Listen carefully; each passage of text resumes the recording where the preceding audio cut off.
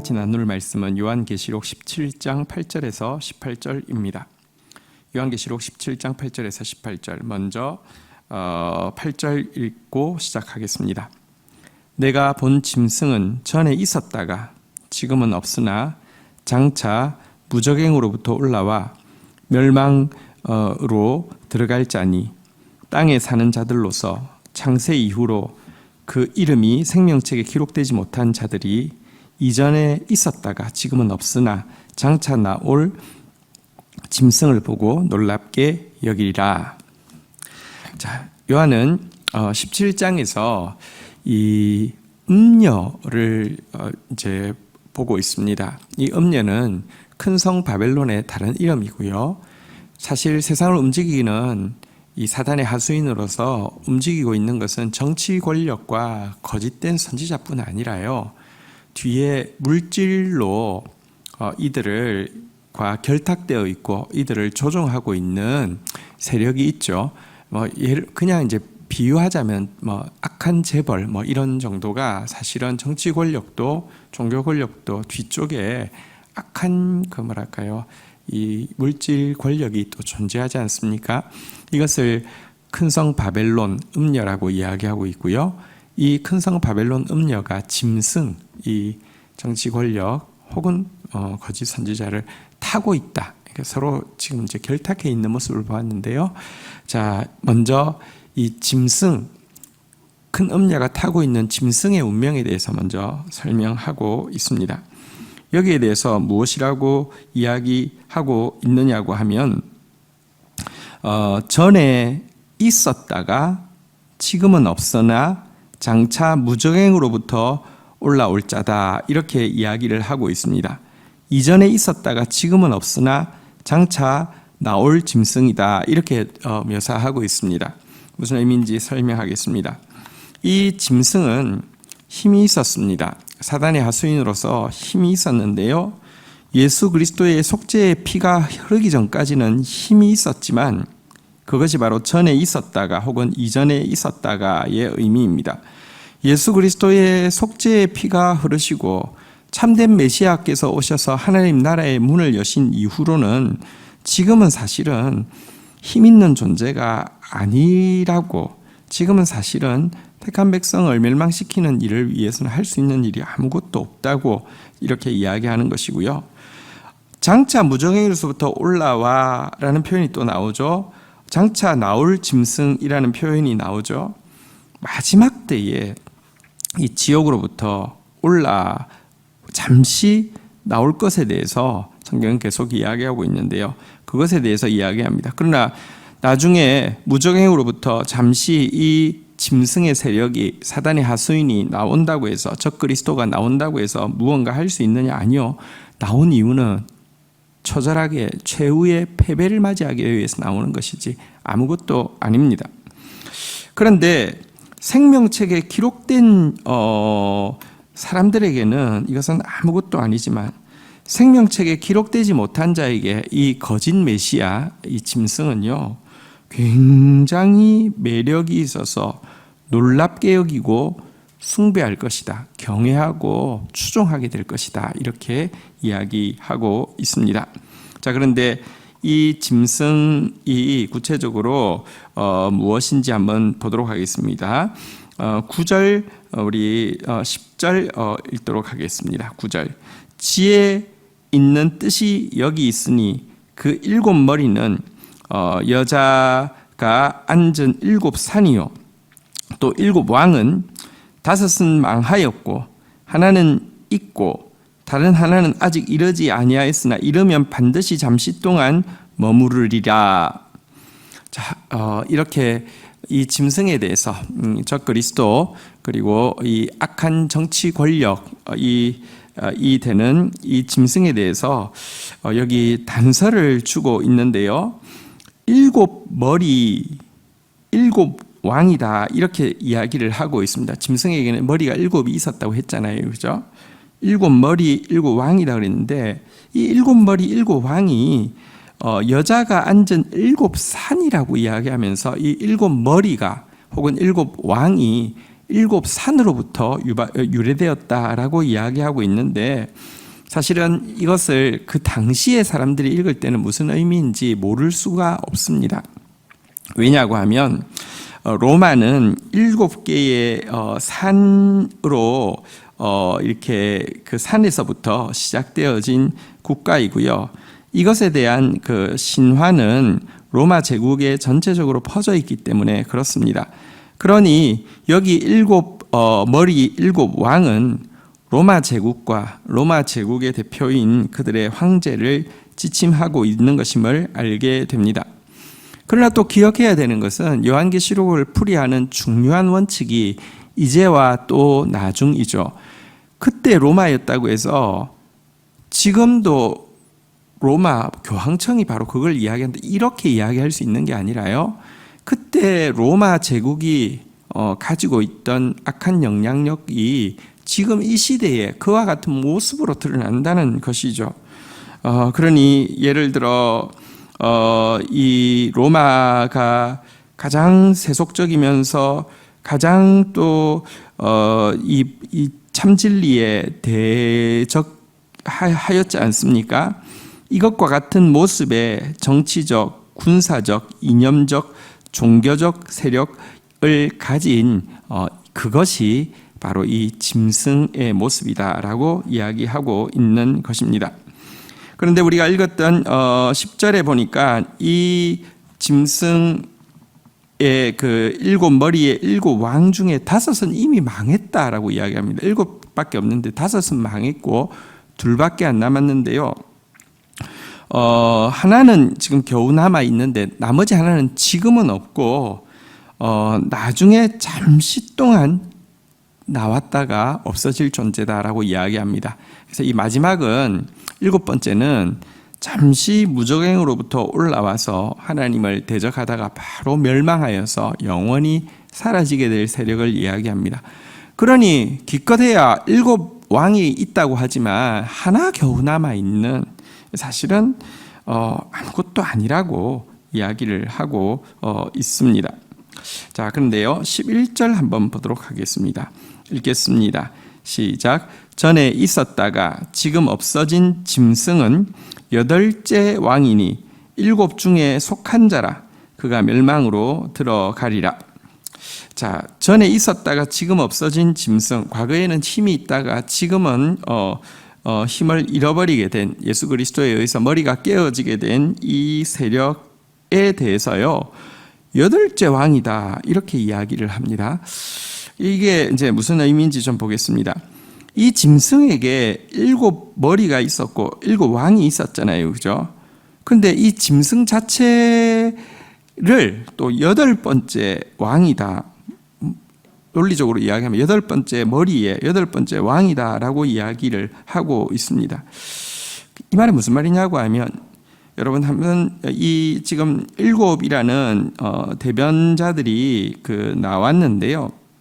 이들이 사실은 그 각자의 어떤 캐릭터나 생각에 의해서 움직인 것이 아니라 사실은 이들과 이 짐승 자체를 8번째라고 이야기하고, 짐승의 7 머리 7 왕들이 이 7 왕이라고 이야기하고 짐승 자체를 8번째 왕이라고 이야기하는 것은 그들의 하수인으로 세워진 모든 것이 사실은 그 짐승과 똑같이 짐승의 역할을 대행하고 있었음을 보여주고 있습니다.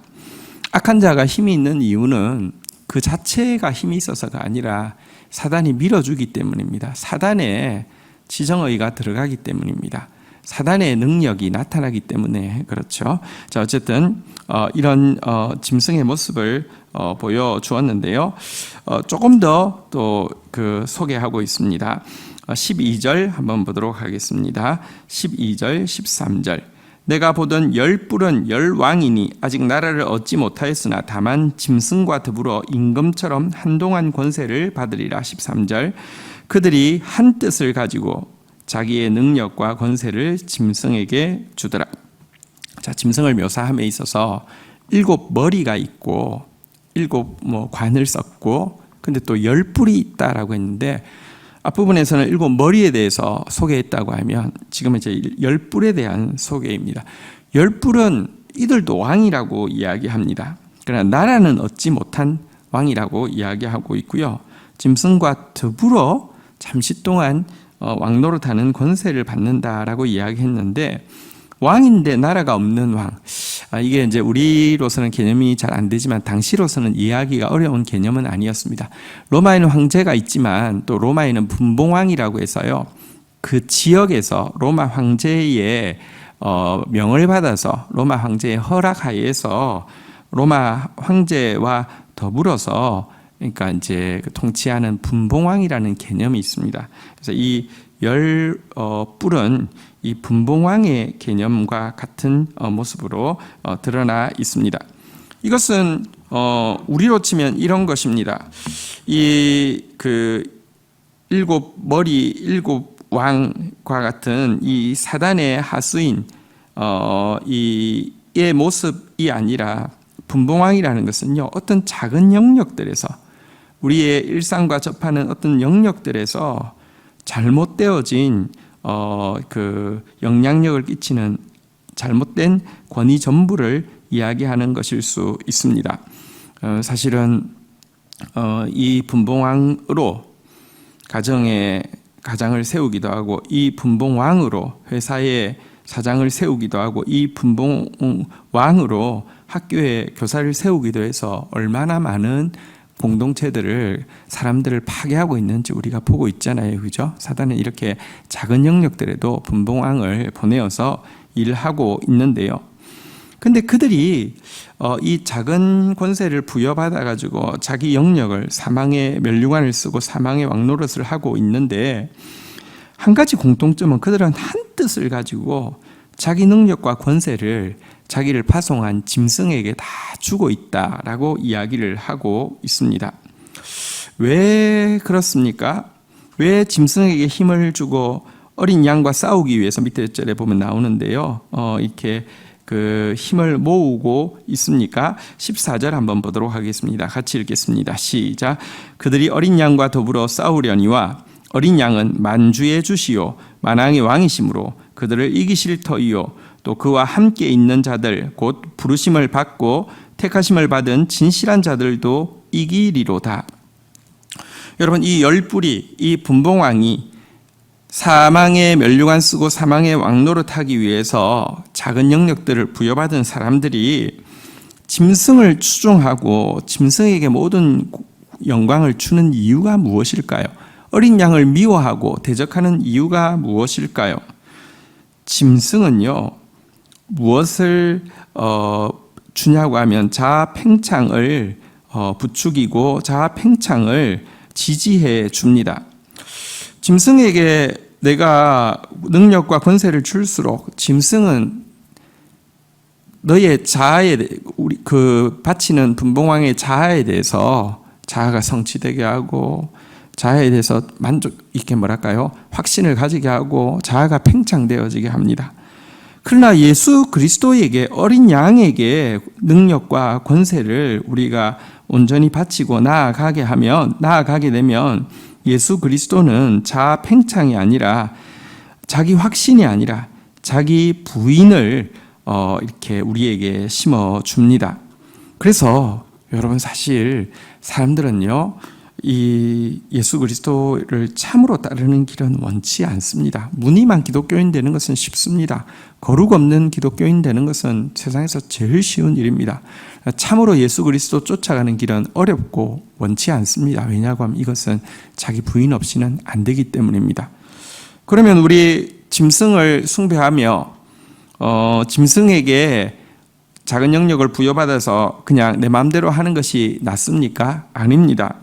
어린 양을 따르는 길이 참된 길입니다. 왜냐하고 하면 이 어린 양은 14절에 보는 바대로 만주의 주시고 만왕의 왕이시며, 결국 어린 양의 길이 이 짐승의 길을 이길 것이고요.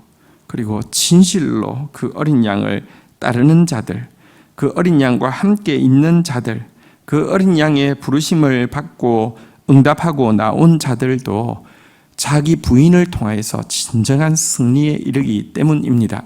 기독교는 꽁도 먹고 알도 먹고, 이 땅에서 내 마음대로 하고 천국도 가게 되는 그런 종교가 아닙니다. 자기 부인을 통하여서 참으로 하나님 나라에 들어갈 수 있는 백성으로 준비되어지는 것이 이 기독교입니다. 자, 이제 여기까지 이 짐승이 어린 양과 싸우려는 모습을 보았는데요. 이제 이 짐승의 운명은 어떻게 될까요? 그리고 또 그것을 타고 있는 음녀는 어떻게 될까요? 15절부터 나오고 있습니다. 또 천사가 내게 말하되 내가 본 바 음녀가 앉아있는 물은 백성과 무리와 열국과 방언들이라. 16절 내가 본 바 이 열불과 짐승은 음녀를 미워하여 망하게 하고 벌거벗게 하고 그의 살을 먹고 불로 아주 사르리라. 자, 음녀에 대해서 이제 잠시 더 소개하고 있는데요. 이 음녀가 무엇이냐? 여기 보니까요, 그 음녀가 앉아 있는 물은 백성, 무리, 열국, 방언이라라고 이야기하고 있는데요. 이 음녀가 물질주의를 가지고요, 물질 만능주의를 가지고 황금 숭배 사상을 가지고 온 세상을 지금 이제 뒤에서 조종하고 있죠. 사실은 가장 큰 힘은 이 세상에서 가장 큰 힘은 물질이 가지고 있잖아요, 그렇죠? 바로 그것이 이제 음녀인데요. 근데 이상하게 이 음녀가 짐승을 타고 있었는데 짐승과 음녀가 내분이 일어날 것이라고 이야기합니다. 짐승이 음녀를 벌거벗기고 그의 살을 먹고 불에 태워서 죽이게 될 것이다, 이렇게 이야기하고 있습니다. 그렇게 죽이 잘 맞던 이 정치 권력과 자본 권력이, 여러분, 정치 권력이 자본 권력을 죽이려고 들 것이다, 이렇게 이야기하고 있습니다. 왜 그렇습니까? 17절 한번 보도록 하겠습니다. 읽겠습니다. 이는 하나님이 자기 뜻대로 할 마음을 그들에게 주사 한 뜻을 이루게 하시고 그들의 나라를 그 짐승에게 주게 하시되 하나님의 말씀이 응하기까지 하심이라. 18절도 읽겠습니다. 또 내가 본 그 여자는 땅의 왕들을 다스리는 큰 성이라 하더라. 왜냐고 하면 이 타락한 이 짐승이든지 음녀든지 마음속에 한 가지 가장 강한 원죄적 본능이 있습니다. 한번 따라하겠습니다. 자기 뜻대로 할 마음. 자기 뜻대로 할 마음이 있는 것입니다. 짐승에게는 자신만 권력을 독점하려고 하는 욕망이 있음으로 말미암아 음녀를 미워하고 있고요. 사실 음녀는 짐승에게 올라타서 짐승에 불붙어 있지만 실질적으로는 올라타 있다는 것이 조종한다는 것이잖아요. 조종하려고 했기 때문에 서로 동업하고 있지만 미워하고요. 결정적인 순간에는 이 짐승이 음녀를 벌거벗기고 살을 먹고 불에 태워 죽이는, 사실은 사단은요, 자기에게 속한 사람 절대 사랑하지 않습니다. 죽이고 도둑질하고 멸망하는 것 외에는 할 수 없습니다.